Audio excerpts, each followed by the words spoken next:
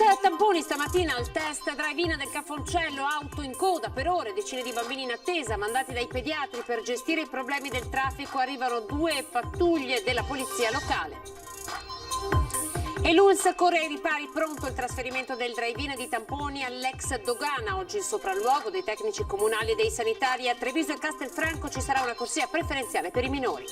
Obbligo di indossare la mascherina sempre, anche se si rispetta il distanziamento. Smart working per almeno il 70% degli impiegati. L'Electrolux di Susegana innalza il livello di rischio e inasprisce le regole.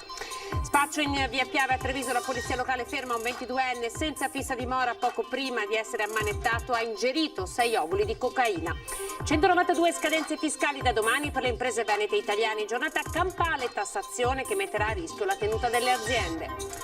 Cruciale passo in avanti per il futuro di ACC. Nasce un polo per la produzione di 6 milioni di compressori per frigoriferi che comprende gli stabilimenti di Borgo Valbelluna e l'ex Embraco di Torino.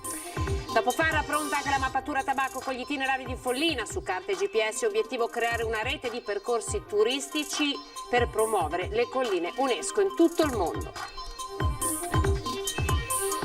Buonasera, ben ritrovati all'edizione trevigiana dei nostri notiziari. Avete sentito in apertura le lunghe code da questa mattina dal Cafoncello fino all'imbocco della tangenziale per fare i tamponi. Caos, sono intervenute 2 pattuglie della polizia locale. Partiamo da qui.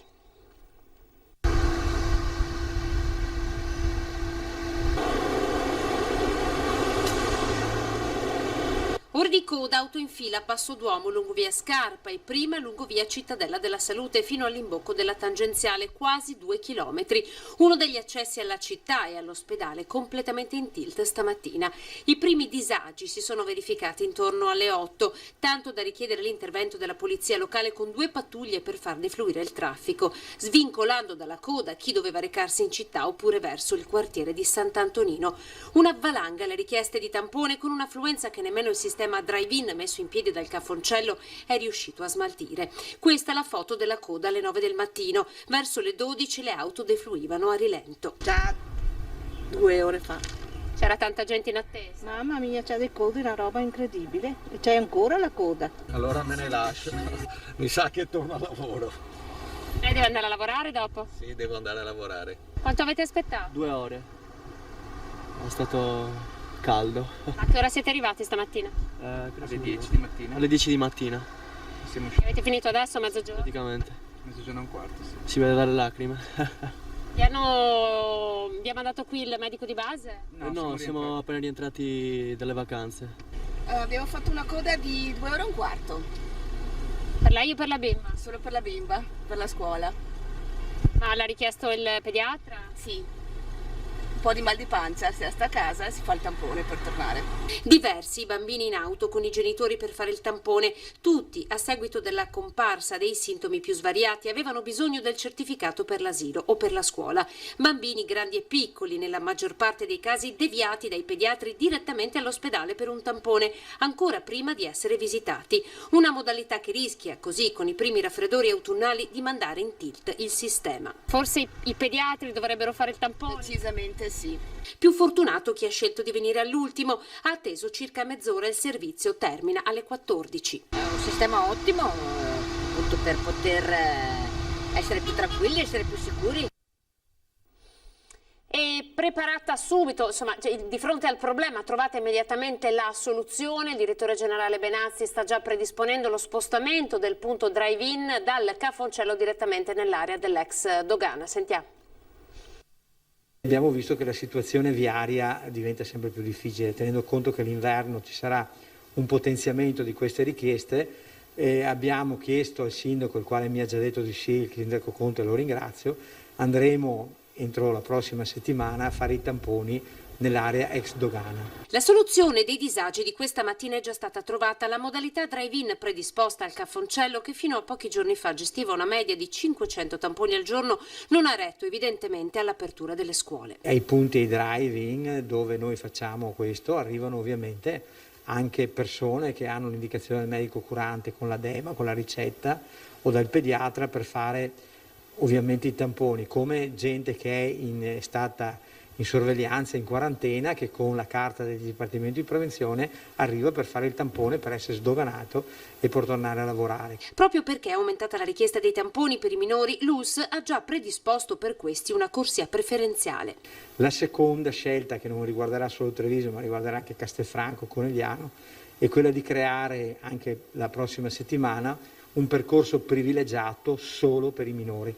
Treviso e Castelfranco dunque, ma intanto oggi pomeriggio all'area ex dogana il sopralluogo del direttore generale Benazzi insieme ad un tecnico del comune per verificare una prima fattibilità e definire logisticamente come trasferire il nuovo punto tamponi sempre in modalità drive-in. Mi scuso se ci sono stati dei disagi, erano legati comunque alla campagna tamponi, quindi chiedo un po' di pazienza, stiamo facendo tutti quanti i salti mortali per riuscire a dare risposte in tempi brevi a quella che è una necessità della nostra comunità.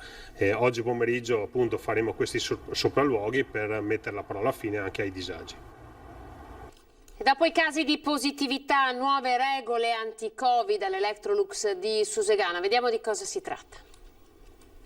Electrolux ritorna alla fase 2 di rischio legato al Covid e stringe nuovamente le maglie. Con una nota inviata al personale, l'azienda va a sapere che, considerato il peggioramento dell'indicatore di rischio e tenuto conto anche dei 5 contagi tra i dipendenti, da oggi le regole antivirus si inaspriscono nuovamente. Questo livello 2 ha come effetto un aumento significativo delle persone che devono fare lo smart working. Le mascherine che vengono utilizzate dai lavoratori devono avere una determinata protezione superiore a quella, diciamo, della chirurgica classica, anche se ancora oggi prevalentemente si usano queste. Le riunioni vanno fatte online. L'azienda di Susegana, dove tra giovedì e venerdì l'ULSS 2 eseguirà tamponi di controllo su oltre 700 dipendenti, reagisce così al numero crescente di contagi nel territorio. Ed è significativo che ciò avvenga, perché significa che nella valutazione di questi indici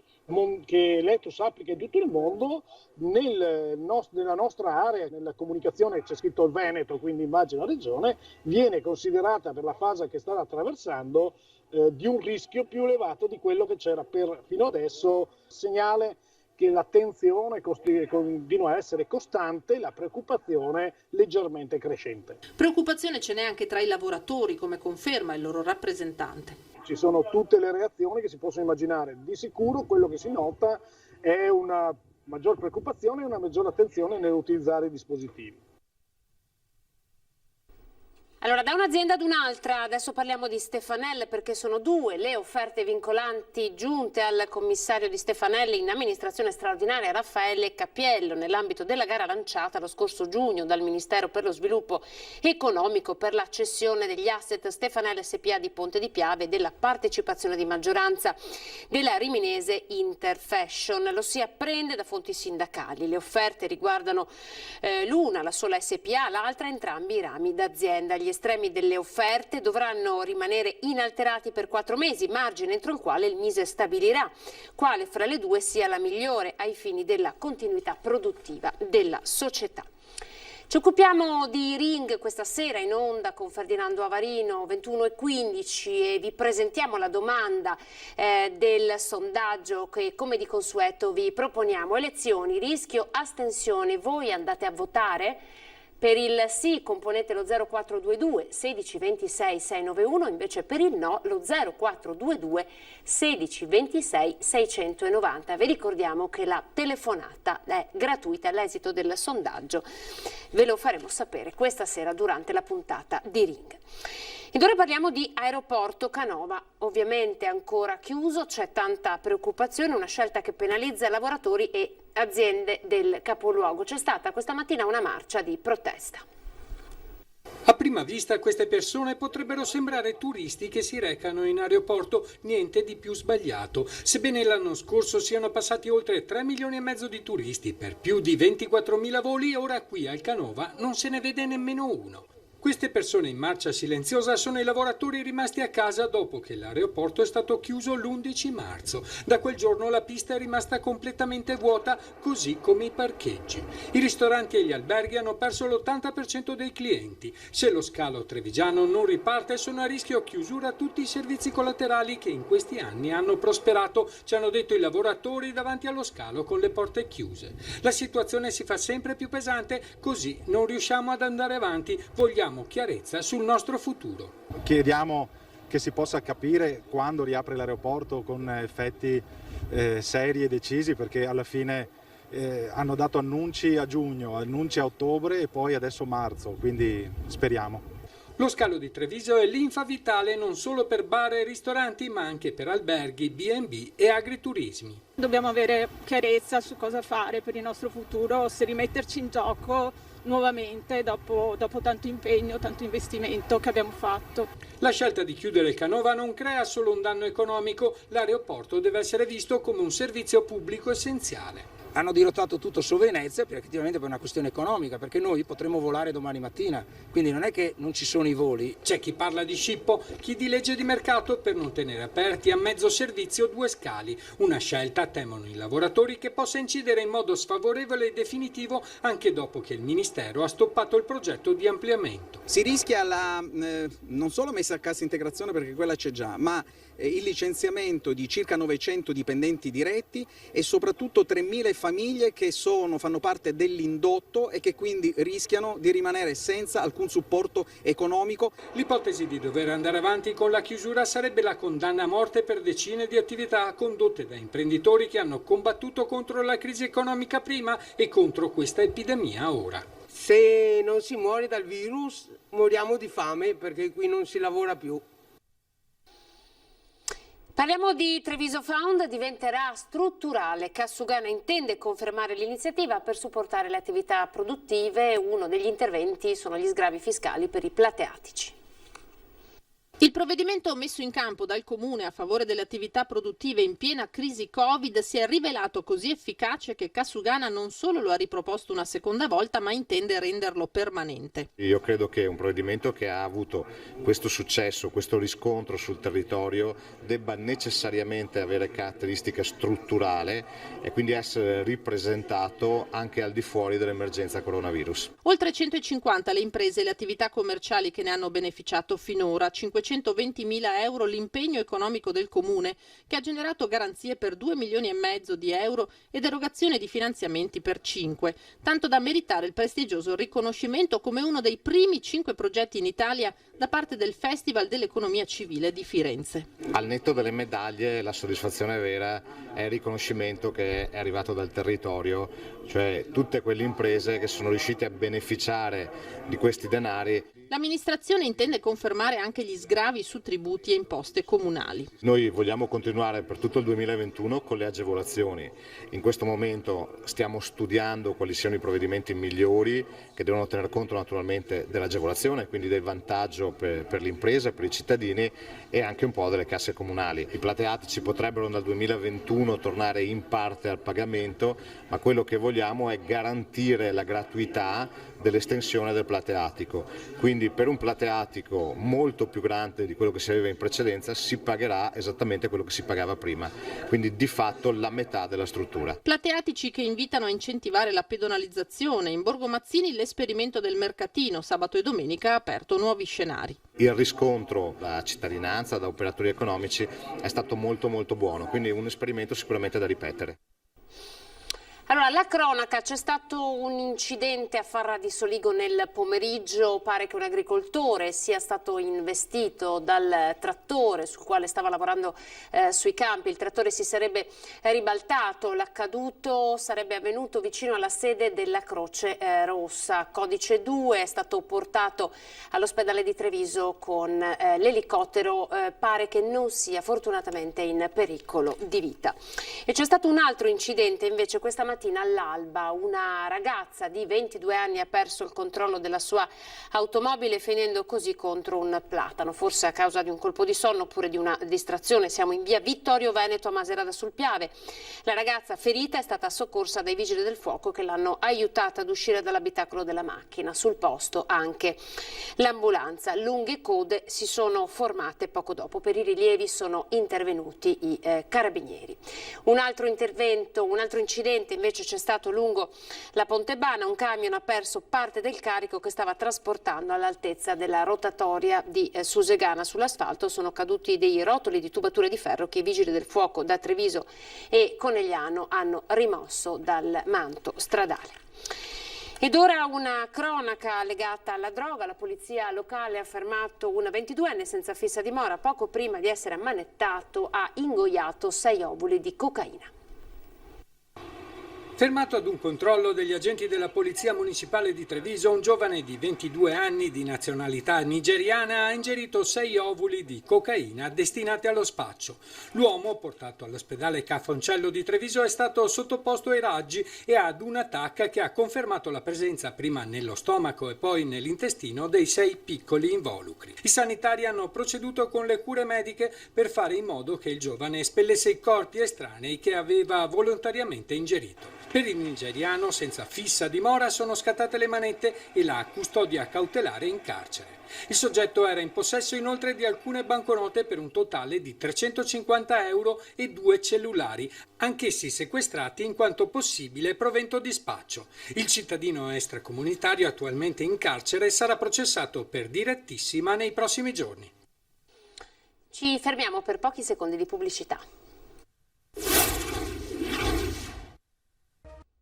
Buonasera, riprendiamo dalla cronaca con i carabinieri di Treviso che hanno trovato un'auto con 300 grammi di marijuana, la stessa che poco prima avevano cercato di fermare durante un normale controllo stradale. Siamo in viale Europa, alla guida un 28enne che alla vista di militari non si è fermato all'alta, ha cercato di far perdere le proprie tracce. Ne è nato un inseguimento, l'auto è stata trovata in via Ragazzi del 99 a Villorba, le chiavi erano in mano ad un amico di 30 anni che secondo la ricostruzione dei carabinieri avrebbe aiutato il 28enne a scappare. Da una successiva perquisizione nella casa del 30enne sono stati trovati altri 700 grammi di marijuana, dunque 1 chilo in totale, e materiale per il confezionamento in dosi. Per entrambi è scattato l'arresto.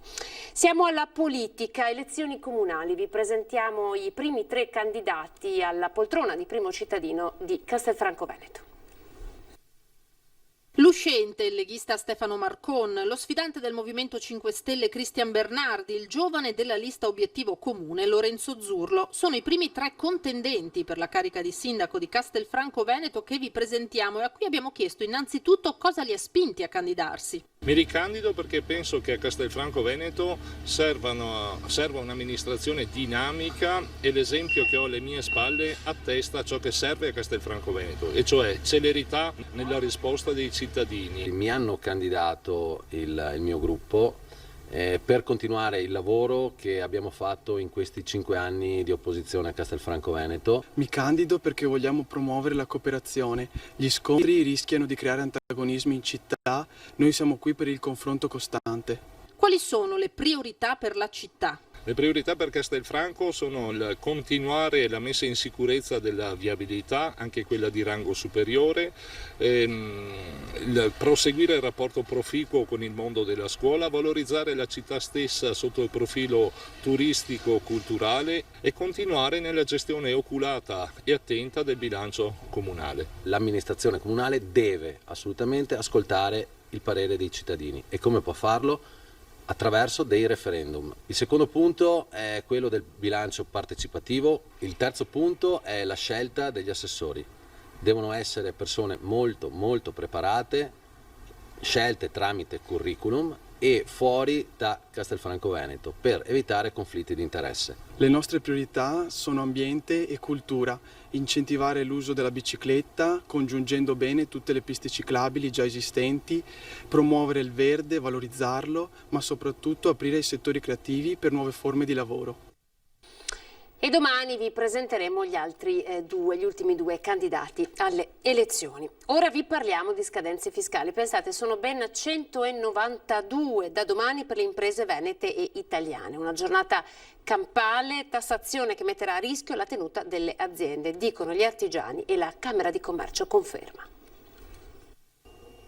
La CGA di Mestre l'ha chiamato tour de force del fisco, visto che da domani imprese e professionisti si troveranno a dover onorare 187 versamenti, di cui 13 posticipi decisi durante l'emergenza Covid-19, 2 comunicazioni e 3 adempimenti, per un totale di 192 scadenze. Tra queste il pagamento dell'IVA, i contributi previdenziali, l'IRES, l'IRAP e il saldo a conto IRPEF. Una giornata campale, afferma l'ufficio studi della CGA, che metterà a dura prova la tenuta finanziaria di tantissime imprese, come conferma anche il presidente della Camera di Commercio Pozza. Sì, da domani partono le scadenze, purtroppo sappiamo che noi abbiamo un socio, che in questo caso è lo Stato, ma non è un socio apportatore, è un socio prenditore. La tassazione è uno dei problemi che le imprese hanno in Italia e quindi se non si risolve questo problema con una seria riforma fiscale ci sarà sempre maggiori rischi che le imprese chiudano i battenti, soprattutto in un momento come questo. Tassazione che mette le aziende italiane fuori mercato, aggiunge Pozza, regole, anche quelle seguite all'emergenza, che potrebbero spingere realtà estere ad abbandonare il territorio. Proprio stamattina parlavo con il segretario generale della Camera di Francoforte che mi diceva che diverse imprese con proprietà tedesca hanno chiesto come muoversi per chiudere l'azienda. La legge adesso in questo momento prevede che non si possa licenziare a meno che l'azienda non venga chiusa e quindi ci sono aziende di proprietà, come dicevo, dell'azionariato tedesco che preferiscono chiudere qui e tenerlo aperto in Germania. Questo è solo un piccolo indizio che ci fa pensare cosa ci potrebbe arrivare in autunno e di conseguenza con una pressione fiscale così alta anche l'impresa che può essere una multinazionale non può resistere. Andiamo a Follina dove nasce la prima cartina degli itinerari dei luoghi edita dalla Tabacco che racconta gli itinerari delle colline dell'UNESCO. Vediamo. 14 itinerari, 100 km da percorrere a piedi, 200 in mountain bike, oltre 5.000 metri di dislivello. Un paradiso di natura e cultura, arte e storia mappato dalla casa editrice Tabacco. Percorsi naturalistici studiati e manutentati perché diventino vere e proprie esperienze. È stato integrato già un lavoro pregresso che è quello della cartografia, una cartografia che è la 068 di Tabacco, che è diciamo il filo conduttore di tutti i comuni, di tutti i territori prealpini. E poi una serie di altre informazioni che sono quelle tecniche, ad esempio i percorsi a piedi oppure i percorsi in mountain bike. Un lavoro corale che ha visto lavorare assieme per quasi un anno l'amministrazione comunale, le associazioni sul territorio, da Visit Follina alle 9 se non piove, molte altre, e il giornalista reporter Giovanni Carraro. Oltre a questo anche la parte tecnologica, la possibilità di scaricare le tracce GPS che sono fondamentali per non perdersi, per la sicurezza in montagna e quindi anche per una certa comodità, una comodità che guarda verso il futuro. C'è da continuare, come abbiamo fatto fino adesso, a promuovere Follina sotto l'aspetto culturale e non solo paesaggistico ed è per questo che all'interno della mappa dei sentieri abbiamo voluto inserire 2 itinerari cittadini proprio per far conoscere l'arte e la cultura e la spiritualità di questo nostro paese. Un turismo lento, una terra da assaporare non solo per i suoi ciglioni e il suo prosecco, ma anche per la ricchezza della cultura e della geomorfologia del territorio. L'obiettivo, quello di contribuire ad un progetto globale e unitario per la realizzazione di un'unica grande mappatura del territorio delle colline UNESCO. I comuni ci sono, le amministrazioni ci sono e che hanno capito che il turismo è la leva di sviluppo economico fondamentale per far ripartire questo territorio. E tutti assieme dobbiamo essere uniti perché un singolo comune non fa nulla, deve esserci una rete di comuni, quindi una rete del territorio. Io credo proprio che l'Associazione del Patrimonio UNESCO possa fare da collante in questo. Ed ora le notizie dal Bellunese.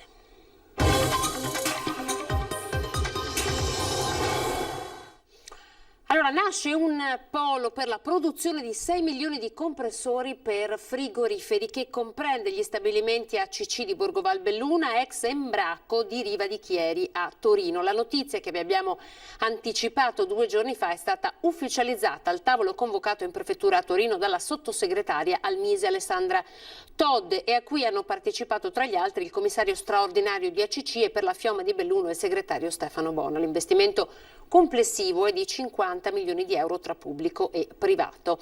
A Belluno saranno assemblati compressori e a Riva di Chieri saranno prodotti motori anche per applicazioni diverse in modo che lo stabilimento ex Embraco non sia totalmente dipendente da ACC. La compagine azionaria della Newco sarà a maggioranza privata e ne fanno parte il MISE, Invitalia in particolare, che è il soggetto attuatore del fondo, e un pool di investitori privati. Ed è stato presentato stamattina il bando Latterie, 1,5 milioni di euro a disposizione con contributi a fondo perduto. Il presidente della provincia ha detto anche questa azione è parte della lotta allo spopolamento della montagna.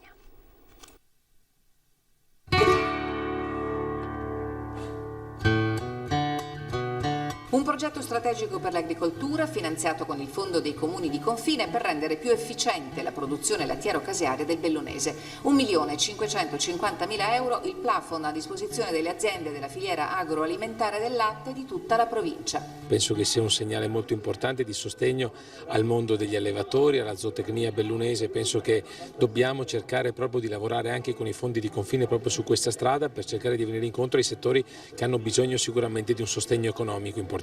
Il bando presentato questa mattina a Palazzo Piloni prevede diverse linee di finanziamento, dall'acquisto di nuovi macchinari e attrezzature per la lavorazione, trasformazione, immagazzinamento e commercializzazione dei prodotti lattiero-caseari e del siero, fino all'implementazione dei software dedicati ai processi produttivi. La provincia ha deciso così di dare una mano alle piccole latterie che costituiscono l'ossatura imprescindibile del territorio dell'agricoltura e che sono uno dei pilastri su cui costruire la lotta allo spopolamento. Abbiamo bisogno che la montagna sia vissuta, ma soprattutto che i nostri allevatori, che i nostri agricoltori possano avere le spalle coperte, diciamo così, e un sostegno anche da parte delle istituzioni. Quindi questo bando è stato un percorso veramente lunghissimo e anche complicato, ma sono davvero felice che si sia concretizzato e che possa aiutarli. Le domande possono essere presentate a partire da domani fino alle 12 del prossimo 16 ottobre.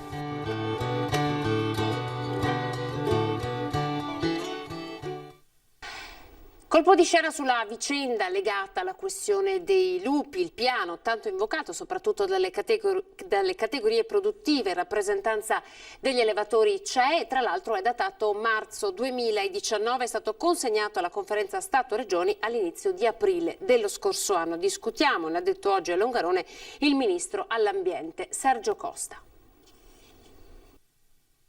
Noi a marzo del 2019, quindi in tempi assolutamente ormai distanti, abbiamo già depositato un piano lupo composto da 23 azioni. L'abbiamo depositato alla conferenza permanente Stato-Regioni, chiedendo alla conferenza non approvate il nostro piano, ma discutiamone. 1 anno e mezzo, tanto è passato dalla consegna del piano di conservazione e gestione del lupo in Italia, elaborato dal Ministero dell'Ambiente con il supporto dell'ISPRA e consegnato alla conferenza Stato-Regioni all'inizio di aprile dello scorso anno. Qualcuno ne era certamente a conoscenza, ma l'ha tenuto strettamente riservato. A far saltare sulle sedie i consiglieri provinciali bellunesi con delega alla caccia e all'ambiente è stata la comunicazione del ministro Costa, oggi a Longarone in visita alla stazione dei Carabinieri Forestali e subito dopo al tavolo il municipio per un incontro istituzionale che ha riunito i sindaci dei comuni del Parco Nazionale Dolomiti Bellunesi e le unioni montane. Chiediamo di esaminarlo e integrarlo con le esigenze specifiche del nostro territorio, hanno detto Franco De Bon e Simone De Ola. Il piano consta di 23 azioni che puntano alla conservazione della biodiversità e a minimizzare l'impatto del lupo sulle attività dell'uomo. Occorre trovare sintesi in modo laico, non ideologico, l'invito del ministro Costa. C'è un tema degli allevatori che è serio, c'è un tema della tutela della biodiversità che è altrettanto serio. Noi abbiamo fatto la nostra proposta, non siamo siamo aperti a poterla discutere, integrare, modificare secondo quelle che sono le esigenze. Io chiedo semplicemente di discuterla.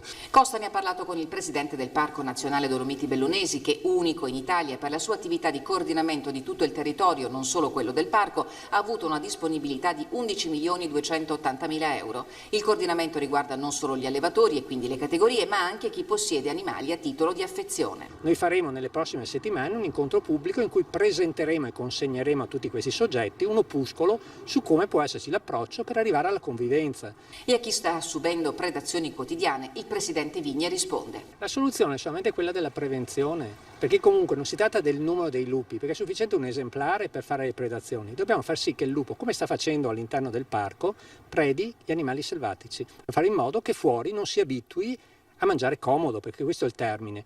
Fatto questo riusciremo ad arrivare a una convivenza. Io sono fiducioso. Aveva 60 anni, viveva a Lastreghe di Ponte nelle Alpi, lo sfortunato ciclista che ieri sera ha perso la vita all'altezza del cavalcavia di Viale Cadore. Armando Urago, questo è il nome della vittima, ha urtato il marciapiede volando sugli scalini pedonali. L'uomo è morto sul colpo, inutili sono stati i tentativi di rianimazione eseguiti dai sanitari del SUEM. I rilievi dell'incidente sono stati svolti dalla Polstrada di Belluno. Questa sera vi ricordo Ring, si parte come sempre alle 21:15, gli ospiti di Ferdinando Avarino, Marco Bonnet, il giornalista del Corriere del Veneto, Fabio Crea, Fratelli d'Italia, Simone Borile, Movimento 5 Stelle, Alberto Villanova, Lega Nord, Simonetta Rubinato, candidato presidente Veneto Rubinato per le autonomie. Vi proporremo un'intervista realizzata via Skype dal vice direttore Ferdinando Avarino proprio da Arturo Lorenzoni, il candidato alla presidenza del Veneto per il centro-sinistra che oggi è stato dimesso dall'ospedale di Padova. Ed è tutto per questa edizione del TG di Treviso, grazie per essere stati in nostra compagnia. Le previsioni del tempo, arrivederci.